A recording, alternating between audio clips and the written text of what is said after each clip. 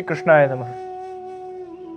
आश्विन शुक्ल पूर्णिमा तारीख 28/10/2023 के रोज इस पूर्णिमा के दिन जो चंद्र ग्रहण खंडग्रास चंद्र ग्रहण होने वाला है, उस चंद्र ग्रहण को लेकर कुछ विशेष बातें आज हम इस वीडियो में जानेंगे, जिसमें जो वैष्णव भगवत सेवा करते हैं वो किस प्रकार से भगवत सेवा में ध्यान रखें, नियमों का पालन करें।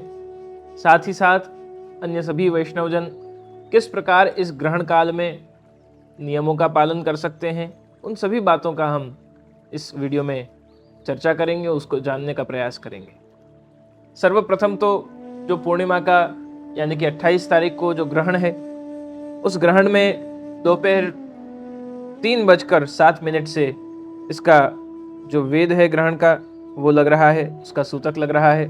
3:07 से पूर्व ही अन्न ग्रहण यानी कि भोजन करना है, उसके बाद जलपान कर सकेंगे। विशेष रूप में रात्रि को 9:21 से पहले ही जलपान कर सकेंगे। भोजन दोपहर 3:07 से पहले और रात्रि के 9:21 तक जलपान जल ग्रहण कर सकेंगे।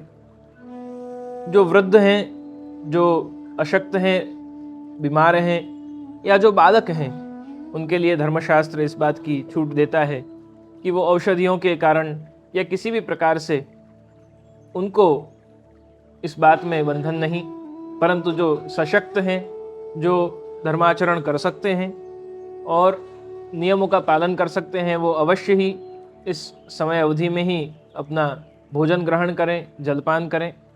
तदंतर 9:21 के बाद जलपान भी नहीं करना है।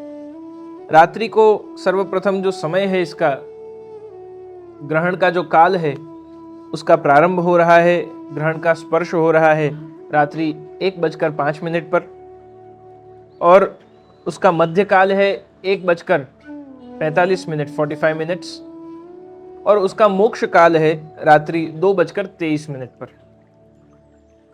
तो पूर्ण जो ग्रहण है वो 1 घंटे और 18 मिनट का ग्रहण काल है, उसकी अवधि है।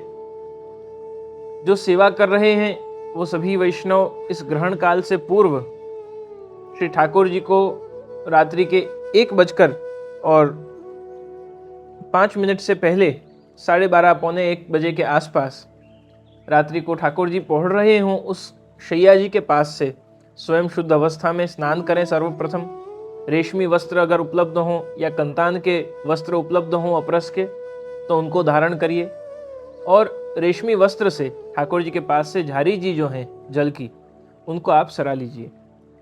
ग्रहण काल पूर्ण हो जाने के बाद यानी कि रात्रि मोक्ष के बाद 2:23 के बाद स्वयं शुद्ध होकर स्नान करके नए अलग वस्त्र धारण करके और तत्पश्चात पुनः ठाकुर जी की झारी जी के नेवरा को बदलकर नया उसमें जल पधराकर और श्री ठाकुर जी की शैया जी के पास उस जल को पधराना है। रात्रि को ठाकुर जी को गृह सेवा में जगाने नहीं है।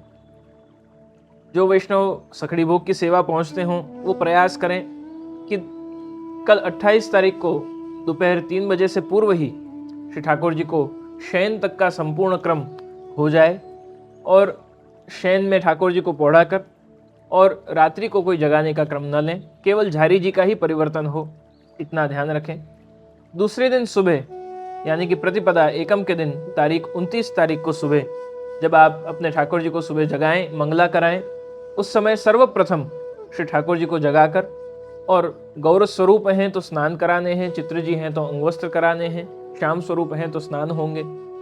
स्नान कराकर तत्पश्चात आप ठाकुर जी को परिश्रम भोग, क्योंकि इतना समय झारी जी हमने ठाकुर जी को बड़े कर लिए, तो आपको जो श्रम हुआ उसके लिए परिश्रम भोग में जो सामग्री आप सिद्ध कर सकते हो वो सामग्री आप ठाकुर जी को अरोगाएं। विशेष उसमें सीरा की सामग्री अरोगाई जाती है। तो जिस प्रकार गुरु आज्ञा हो तदनुसार, मिश्री भोग की आज्ञा है तो 1 कटोरी मिश्री अधिक धरिए, दूधघर की आज्ञा है तो तदनुसार, अनसकड़ी नागरी की आज्ञा है तो तदनुसार आप ठाकुर जी को सीरा सिद्ध करके अरोगाइए। जो सामग्री बन पावे वो सामग्री प्रभु को अरोगाइए जिससे श्रम निवारण हो और उस सामग्री के साथ ही ठाकुर जी को स्नान कराने के बाद मंगल भोग धराना है। अब रही बात, किसी को ये प्रश्न होगा कि हमने पहले स्नान कराया तो मंगल भोग सराकर फिर श्रृंगार के लिए वापस स्नान कराना है या नहीं, तो वहाँ वापस स्नान कराने की आवश्यकता नहीं। मंगल भोग सराकर और सीधे आप श्री ठाकुर जी को श्रृंगार करके और श्रृंगार का क्रम, राजभोग आदि का क्रम नित्य से आप कर सकते हैं। तो ये तो हुई सेवा पक्ष की बात। अब रही वैष्णवों को क्या नियम रखना है। तो एक तो भोजन ग्रहण का समय वो बताया कि निर्धारित हुआ है रात्रि 9:21 से पहले ही जलपान और दोपहर 3:07 से पहले ही भोजन ग्रहण है। परंतु ग्रहण काल में, ग्रहण स्पर्श से लेकर ग्रहण मोक्ष तक, अगर आप जिस शहर में हैं उस शहर में नंदालय, हवेली, गुरु घर में ठाकुर जी विराज रहे हैं, निधि स्वरूप विराज रहे हैं, तो वहाँ जाकर और उन ठाकुर जी के सन्मुख बैठकर जप करने का ये एक अवसर प्राप्त होता है। अन्य हम दर्शन करते हैं तो कीर्तन गान होता है, ठाकुर जी के दर्शन होते हैं, परंतु ठाकुर जी के सन्मुख बैठकर जप करने का विधान नहीं। ये ग्रहण काल वो विशेष काल है कि जब ठाकुर जी के सन्मुख बैठकर और जीव जप कर सकता है, पाठ कर सकता है।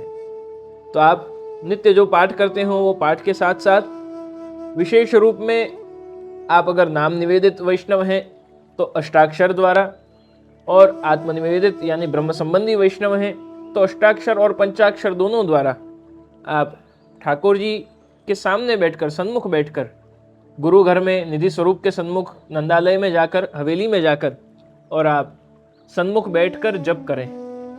आपके पास गौमुखी और माला जी हों तो उन माला जी के आधार पर आप अष्टाक्षर, पंचाक्षर आदि मंत्रों द्वारा जप करना चाहिए।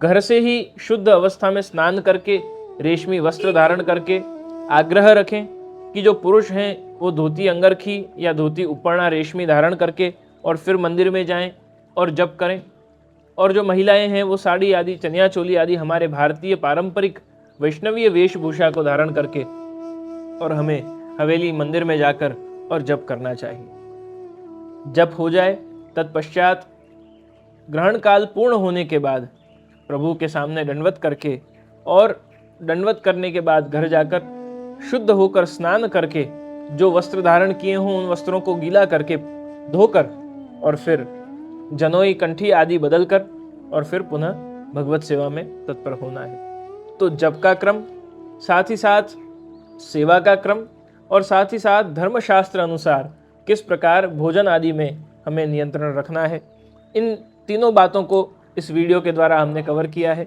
तो आप इस ग्रहण में जो 28 तारीख आसो सुद पूर्णिमा को जो ग्रहण आया है, इस चंद्र ग्रहण में आप सभी धर्म के साथ, सेवा के साथ और अपने आध्यात्मिक उत्कर्ष के साथ जुड़कर और इस चंद्र ग्रहण के जो पुण्य काल हैं उस काल में जो जप किया जाए, जो सेवा की जाए, जो नाम लिया जाए, उस समय में एक माला की तो उसका फल 4 गुना मिलता है। तो अधिक से अधिक प्रभु नाम लेते हुए आप अपने जीवन में धर्माचरण करिए। ऐसे भावों के साथ आप सभी को पुनः एक बार शरद पूर्णिमा की बहुत बहुत मंगल बधाई।